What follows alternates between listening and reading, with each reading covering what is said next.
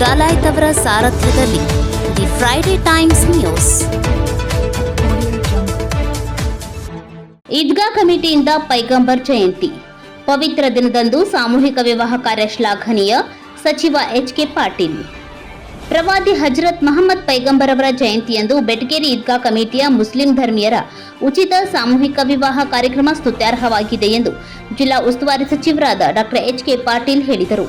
ಅವರು ಬೆಟಗೇರಿ ಈದ್ಗಾ ಕಮಿಟಿ ಅಧ್ಯಕ್ಷ ಪೀರ್ ಸಾಬ್ ಕೌತಾಳ್ ಅವರು ಮಹಮ್ಮದ್ ಪೈಗಂಬರ್ ಜಯಂತಿಯಂದು ಸಂಘಟಿಸಿರುವ ಮುಸ್ಲಿಂ ಧರ್ಮೀಯರ ಉಚಿತ ಸಾಮೂಹಿಕ ವಿವಾಹ ಕಾರ್ಯಕ್ರಮದಲ್ಲಿ ಮಾತನಾಡಿ, ಕ್ರಿಸ್ತಶಕ 6ನೇ ಶತಮಾನದಲ್ಲಿ ಹುಟ್ಟಿಕೊಂಡಿರುವ ಮೌಢ್ಯಗಳ ವಿರುದ್ಧ ಸಮರವನ್ನ ಪ್ರವಾದಿ ಮಹಮ್ಮದರು ಸಾರಿದ್ದರು.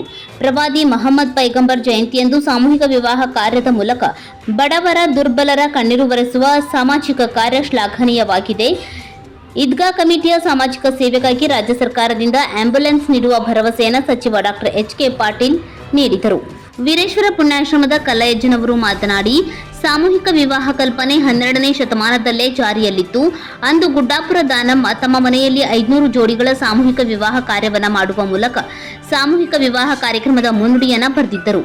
ಅಂದಿನಿಂದ ಇಲ್ಲಿಯವರೆಗೂ ನಿರಂತರವಾಗಿ ಸಾಮೂಹಿಕ ವಿವಾಹ ಕಾರ್ಯ ನಡೆದಿದೆ. ನಾಡಿನ ನಡೆದಾಡುವ ದೇವರು ಡಾಕ್ಟರ್ ಪಂಡಿತ್ ಪುಟ್ಟರಾಜ ಗವಿಗವಾಯಿಗಳವರ ಜನ್ಮ ದಿನಾಚರಣೆಯಂದು ಹಿಂದೂ ಧರ್ಮೀಯರ ಉಚಿತ ಸಾಮೂಹಿಕ ವಿವಾಹ ಹಾಗೂ ಪ್ರವಾದಿ ಮಹಮ್ಮದ್ ಪೈಗಂಬರ್ ಜಯಂತಿಯಂದು ಮುಸ್ಲಿಂ ಧರ್ಮೀಯರ ಉಚಿತ ಸಾಮೂಹಿಕ ವಿವಾಹ ಕಾರ್ಯಗಳ ಮೂಲಕ ಜನಸೇವೆಯಲ್ಲಿದ್ದಾರೆ ಎಂದು ಹೇಳಿದರು. ಮುಸ್ಲಿಂ ವಿವಾಹ ಧಾರ್ಮಿಕ ವಿಧಿವಿಧಾನಗಳಂತೆ 22 ಜೋಡಿಗಳು ದಾಂಪತ್ಯ ಜೀವನಕ್ಕೆ ಕಾಲಿಟ್ಟರು. ಬೆಂಗಳೂರಿನ ಮೌಲಾನಾ ನಿಜಾಮುದ್ದೀನ್ ಕಾಸ್ಮಿ ಪ್ರಾಸ್ತಾವಿಕವಾಗಿ ಮಾತನಾಡಿದರು.